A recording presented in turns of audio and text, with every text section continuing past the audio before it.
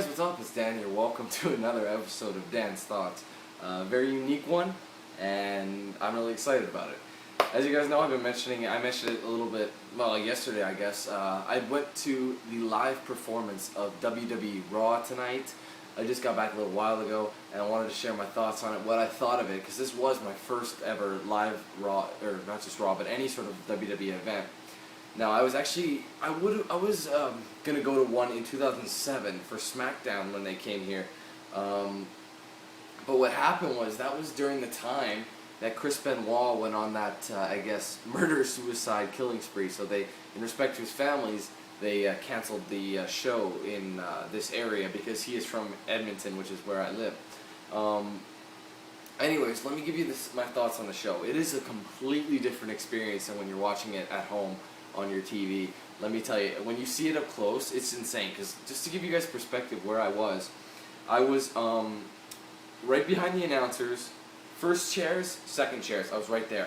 So if you guys watched it, you would have seen me. If you looked for me, like I told you guys to keep an eye out for me. If you looked for me, you would have seen me multiple times. I was on TV, I think 6 times. I'm gonna play it back in a minute here. I have it recorded, and I'm gonna take that footage and maybe make a little video and post it on my second channel, which is DanQ8000. So if you do want to see that, when the video comes up and goes live, I will make a link to it in here. So it'll take me a little while to edit it and everything, but I'm going to make that video, and hopefully it'll get good reception. But anyways, what I'll I was so obvious sometimes. I mean, you can't miss me. My buddy, he got a Kofi Kingston t-shirt, so it was bright green, and I was sitting right next to him, so you pretty much couldn't miss me. But honestly, it was exciting. It was awesome. I gotta tell you, there were a few favorite moments I had.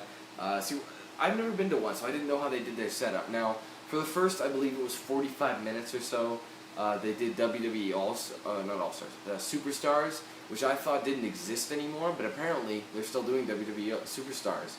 So they did 2 matches of that, and all the superstars on that were on the SmackDown show. We're on SmackDown, and that was brief. There was a Daniel Bryan fight. There was a I can't remember if this was, no, I can't remember. There was, I don't recall. I'm sorry. I think it was on Superstars. There was a Vicky Guerrero came out with the hell's his name? I'm sorry, Jack Swagger, and they had a match with Alex Riley. I'm pretty sure it's SmackDown, but I always forget. But anyways, they had a match there. It was very brief. I thought the show went extinct because the show was short-lived, but apparently it's still going. So that one was live in London, England. So if you guys watch Superstars, that was also in Edmonton as well.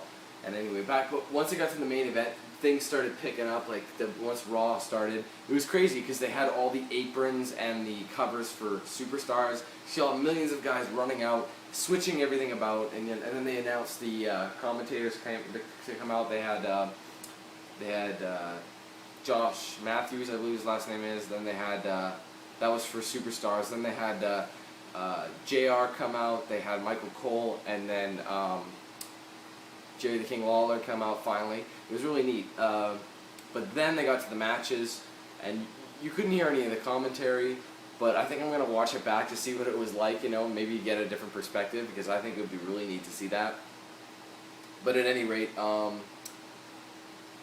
that was what happened. Now, there was a few of the matches were a little dull, believe it or not. The early matches were kind of dull, nothing too much to them, but regardless, we supported it. There was an early debate with CM Punk and John Cena and Alberto Del Rio. That was kind of interesting. That was one of the spots where you could easily see me. Like I said, I'll post a little mini compilation of where you can see me if you guys are at all interested in that. But anyways, but the highlights of the night. Let me think here. There were a few that I really liked. For example, one of the best matches of the night was the tag team match for the tag team championship with Kofi Kingston and Evan Bourne and against Michael McGillicuddy and David Otunga. That was one of the most exciting matches. Like, if you have not seen Airborne until you've seen it live, it was crazy. The impact was just like, oh my lord, you know, like there's such a reaction from it. Now, a few of the things, you know, the chants were so fun to take part in. You know, there were so many different chants, and there was one particular moment that I loved, and it was when R-Truth and sorry, my mind's kind of at a blank. I got a big headache right now from all the noise from that show. R-Truth and The Miz came out, and they did their thing, and I knew they were going to run their mouths, but it was funny because you know how R-Truth constantly gets, you know, whatted, you know, what, you know, they always chant that, shout that after they say it, and he gets all worked up about it. I have never heard any place ever say what like we did that many times. Like, he was getting pissed off. You couldn't even hear him anymore. It was hilarious. He was trying to say stuff, and him and The Miz were talking about the conspiracy and all that, and we were annoying the hell out of them by saying what all the time, and, you know, just annoying them until I knew it was going to come, but they started making fun of Canada, and I knew that was happening. But it was really funny because they started like mocking us. So like, since you guys do things a little different here, I'll talk a lot slower, you know, things like that. And we're just booing them. You could barely hear anybody until eventually we whatted the hell out of them. And then eventually we got into this huge Canada chant. It was so like the whole center was just roaring with Canada, and they didn't know what to say. It was awesome. Okay, like things like that, just like, you know, blow me kind of thing. But also, you know, it got really good. You know, the match between CM Punk and John Cena at the end of the night. Lot of back and forth. It was a very split down the middle, you know, fan base. So I mainly cheers for CM Punk over John Cena, but regardless, they're both great superstars. And there was one point, you know how John Cena always throws his shirt to the crowd? Well, he threw it over to the one side, and if you watched it, you'll know what I mean. What the guy did was, he was a CM Punk fan. He threw the shirt right back in the ring, and John Cena thought he was just, yeah, I don't know, messing around. So he threw it back to him. Guy threw it back in again, and it was so classic. He's like, I don't want it. So CM Punk took his shirt and gave it to him. It was so classic, man. We just laughed so hard about it. I'd never seen any of these things happen. I'll bet if I watched this on TV, I would have had the same reaction, because I've never seen anything like this happen at an event. Now, I don't know when it went off the air, but the match continued at the end of the show. Now, I'm gonna warn you now, spoilers right here, if you didn't see it, or if you don't really care, it doesn't matter. Towards the end there, they were determining the #1 contender spot for the WWE to face Alberto Del Rio in the WWE Championship match between CM Punk and John Cena. And, well, John Cena won, but Alberto Del Rio was sitting at ringside, and he came into the ring and started beating the crap out of him. Now, I don't remember, like I said, I'll have to watch it to see where they cut off the air, but they were beating him up, and then eventually CM Punk came back out after he was defeated to save John Cena, because The Miz and R-Truth and Alberto Del Rio were all in the ring taking out Cena, and for the first time CM Punk came out and started beating him. That was really cool, like unity, I guess you could say. But regardless, it kept going. The fight went on and on until eventually Cena raised CM Punk's hand after they were all beaten. They were gone, and for a good like 10 minutes, CM Punk just celebrated, and he went around, he high-fived everyone. I managed to high-five him because I was so close. So it was really neat. I got to interact with the superstars like that, but it was a very interesting night. My ears were definitely ringing after, because there was so much noise, so much. It was ridiculous. It's definitely an experience. If you're a fan of that, I definitely recommend you at least do it once. If next time you come to a show, try and get floor seats that close, because it was phenomenal. Like I said, I'm going to post some footage of maybe a bit where we were sitting, just to give you an idea, and where you can see me as well. But I'm going to, I don't know, it's a little late, I might come back to that, but in terms of that, I got to let you know I had a lot of fun.